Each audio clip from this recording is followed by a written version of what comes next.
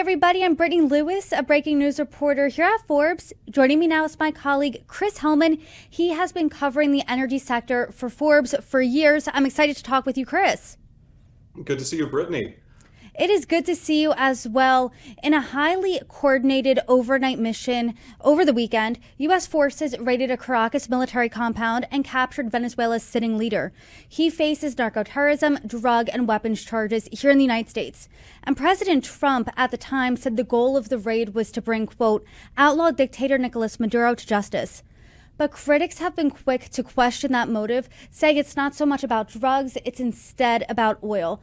So I want to take a step back here. And to start off this conversation, what is the current state of Venezuela's oil industry? Talk to us about that.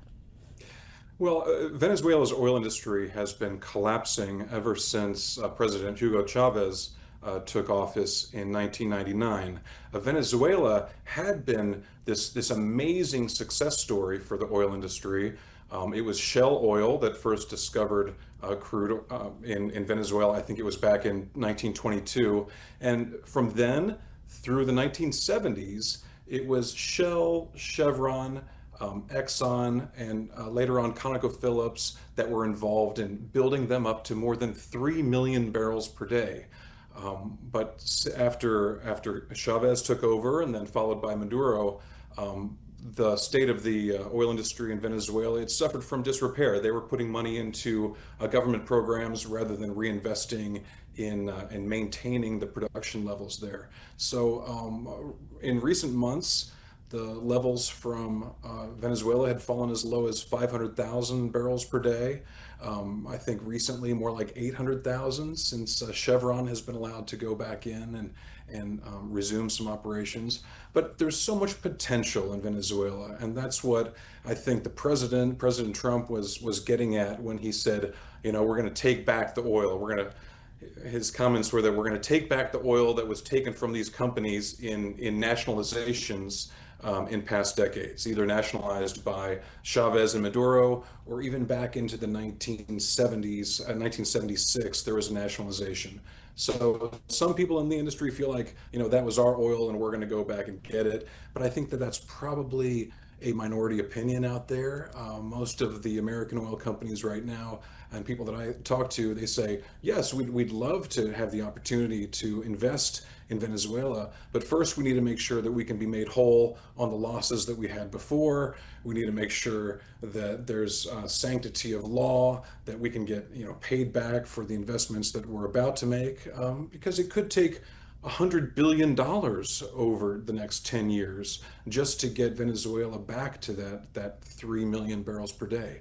It's going to take a lot of effort and a lot of capital. To your point, for decades now, we have seen Western companies volley between gaining and losing access when it comes to Venezuelan oil. And ExxonMobil and ConocoPhillips lost billions when Venezuela nationalized their oil industry and expropriated their stakes in different projects. So what would make those companies think, hey, this is now a safe investment? I mean, how much appetite really is there for that? Are they really chomping at the bit to come back here, especially knowing that they lost billions? Exactly, and I'm not sure that they're willing to make that bet yet. In the past, they were investing in Venezuela long before the U.S. shale boom. You know, before we were able to become the world's biggest producer of oil. No one thought that was possible in the United States just 20 years ago, and that's at that time when we had what was seen as a shortage of oil in the Western Hemisphere. Those Western oil companies were happy to go to Venezuela and wrestle with their heavy, thick crude oil. Maybe you've been to the La Brea tar pits in Los Angeles. That's what a lot of the Venezuelan oil is. It's this thick, goopy stuff that needs to be heated and treated and massaged in order to get it into the tankers. That's very different from what they're pumping in West Texas right now, which is light, sweet crude oil. It's very easy to pump. It's easy to put through a pipeline. It's easy to refine. You know, in contrast, you need a special kind of refinery to handle this Venezuelan crude. And there are plenty of those facilities on the Gulf Coast of the United States, and they would be happy to add that Venezuelan crude back to their processing capacity. But in recent years, they haven't needed it. They've gone to West Canada, where there's some heavy crude. There's Mexican, Colombian. There's been lots of alternatives for Venezuela. So that's another reason to kind of doubt that there's any urgency on the part of the industry to get back into this country. There's so many other options. Well, if you listen to President Trump, it sounded like from what he was saying that there is urgency to get back into this country. He said the United States will run Venezuela, will be strongly involved in rebuilding the oil industry, but we're not paying, the oil companies are. I mean, why is there this disconnect there? I think maybe business people are accustomed to thinking of takeovers in terms of, M&A. This is a lot more than a corporate takeover. It appears that, Trump said he wants to run the country. He and Marco Rubio and his team will run the country. We wish them luck, but we've tried that before in Iraq a couple times, and in Libya, and in all of those cases where the United States in the past has gone into an oil-rich country like Iraq or Libya, it's taken numerous years after the time of the invasion for those countries to regain their prior levels of oil production. So, if history is a guide, it might be harder than they expect just to get back to where Venezuela was a few weeks ago, let alone to 2 or 3 million barrels a day. And to that point, your piece noted that with the debathification in Iraq, where the management layer was removed from the oil industry, that ultimately crippled that industry. I know you said history is a guide here. Does it look like, or is it too early to tell, that the Trump administration is looking at past history saying, hey, we're learning from that, this is what we're going to do, we're going to perhaps leave that management layer in place? I'm sure that they believe that they've learned some lessons from Iraq. There's a lot of concern, though. When I talk to people where I am in Houston, they remind me PDVSA, the Venezuelan oil company, has been a hive of corruption for so many years. You don't survive there as a manager unless you're corrupt in one way or another. So they will need to root out all of the trouble in PDVSA. They'll need to try to instill some Western oil company standards there. All of this would take time at a company in the United States or in Western Europe. It's going to take much longer in Venezuela, where they're going to need to raise a whole new generation of managers and engineers to take over. Otherwise, they'll be relying on, I don't know, Halliburton or Schlumberger or the big international service companies to try to do that work. And that could be very costly and again, very time consuming and expensive. So we wish them the best. We hope that PDVSA can become a respected oil company again. It's going to take a few years, though. Since we're in the spirit of giving history lessons, I want to give another one, but even further back. I want to look back a couple of centuries ago, because President Trump cited the Monroe Doctrine as justification for the raid that ultimately captured Maduro. And for those who need to brush up on history, the Monroe Doctrine is U.S. foreign policy. It was introduced over 200 years ago, and its original purpose was to prevent Europe from interfering in the Western Hemisphere. But that purpose has since shifted into justifying U.S. intervention. And after Maduro's capture, President Trump said that the United States has superseded the Monroe Doctrine, and now it's the Don Roe Doctrine. What does this foreign policy actually mean for Venezuela's oil industry? Well, I think it could all change with the next president, but for now, it appears that President Trump will not mind at all having nominal control of what could be the world's biggest oil reserves. I mean, there's headlines out there that Venezuela has 300 billion barrels of proven oil. Who knows what the real number is? I think that number originally came from Hugo Chavez, so take it with a grain of salt. Sure, Venezuela has ample oil. Given enough investment, they could raise it to 5 million barrels per day or more of production. If you add that to the roughly 13 million barrels per day that the United States produces, both in crude oil and natural gas liquids, that could be on the order of 20 million barrels per day of global oil production coming from areas that the United States controls directly. If you add in Canada to that and Mexico, and maybe Argentina once they get their production going. The United States in the Western Hemisphere could control perhaps a third or more of global oil production, and that would really be that would provide a lot of leverage to the president, this president or a future president, when it comes to balancing the power of the Saudis, for instance, or the Iranians, or the Chinese desires for oil supply from those parts of the world. So it could be a really big deal if this Monroe Doctrine works and if they can get some more oil production out. But it's, again, many years in the future to see if this is a good idea or not. And I know we don't have that crystal ball to see if this is a good idea or not, but I want to talk about when Venezuela nationalized their oil industry. Western companies then left. Then Iran and Russia come in and they partner with Venezuela in their oil industry. Now that the U.S. is here saying, hey, we're going to be heavily involved, what does that mean for Iran and Russia? Are they out? What does that look like? I would. It's early days. I think it's fascinating that since the invasion on Saturday, from the sources that I've looked at, no oil tankers have left Venezuela with new loads of oil other than the ones that are under the oversight of Chevron. So that tells me that all of a sudden, Venezuela's normal buyers and traders are saying, perhaps we should not be touching, this oil right now. It's going to suddenly be hard or impossible for Venezuela to trade oil with Russia or China if Donald Trump says you can't. So that will very much rearrange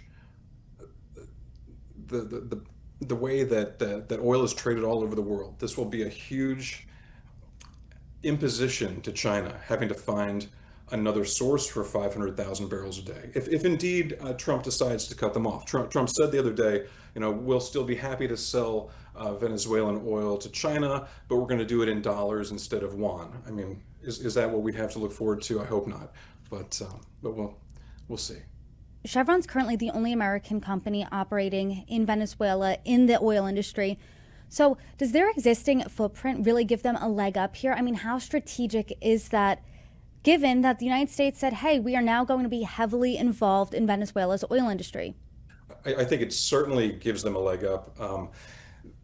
They could have left like ExxonMobil did, like ConocoPhillips did. ExxonMobil and ConocoPhillips are still fighting to get billions of dollars in restitution for assets that were nationalized in Venezuela. Chevron decided, for all of their reasons, to say, we're going to let bygones be bygones. We want to work together for exactly this reason. I think that Chevron had that foresight to know that this is too close a neighbor. This is too great an asset that we want to have a seat at this table. That's what my friends at Chevron tell me. And so they kind of had the sense that someday, this might pay off. I don't think they had any clue that it would be this soon. That said, I have no doubt that Chevron has a whole raft of projects lined up that they'd be happy to engage in Venezuela at the right price. If the terms are amenable to them, I bet they and ConocoPhillips and Exxon know exactly where they would go back if they were allowed to. And how quickly would that move back be for the other companies that left Venezuela? I mean, is the infrastructure still in place where they could slide easily right in? Has much changed in Venezuela where that would be almost impossible? What does that landscape really look like? I think it would be very difficult for these companies to go back because there's been so much deferred maintenance in the Venezuelan oil industry. Pipelines are old, processing units need to be updated. It was all done before, so it can be done again. It just takes money and engineers. So then you're going to need Bechtel and Halliburton and Schlumberger, like I mentioned before, and Baker Hughes going in there with massive teams to basically rebuild equipment, bring it up to modern standards. And we've started to see some talk from the White House about how they might support that. Maybe there will be loan guarantees. Maybe I can't imagine that we want to have taxpayer money go straight to fund oil projects in Venezuela. But again, anything is possible. but it will take a long time. One analyst I chatted with this morning at Rystad, they said again it's going to be until 2040, and I think at least $10 billion a year of investment to get back to about 3 million barrels a day out of Venezuela. So, yeah, it's possible.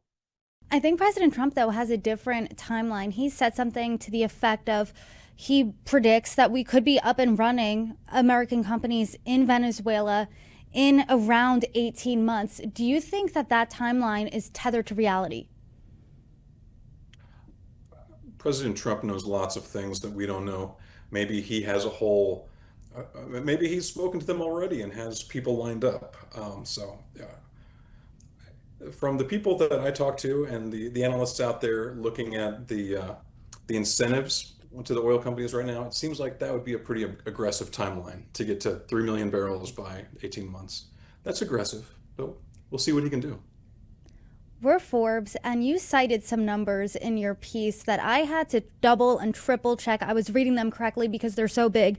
An expert estimated it will cost $100 billion to get production back to 4 million barrels a day. That's just a staggering number, especially given the fact that the global oil prices for a barrel is $60. I mean, where's that money going to come from? That's a really good question. And historically, that money has come from the profits generated by the big oil companies. They continually have to recycle their earnings back into drilling new wells and finding giant discoveries that are usually in deeper land or deeper water or more difficult locations. So once you get off that treadmill as an oil company, it becomes very difficult to catch back up. And that's kind of what's happened in Venezuela.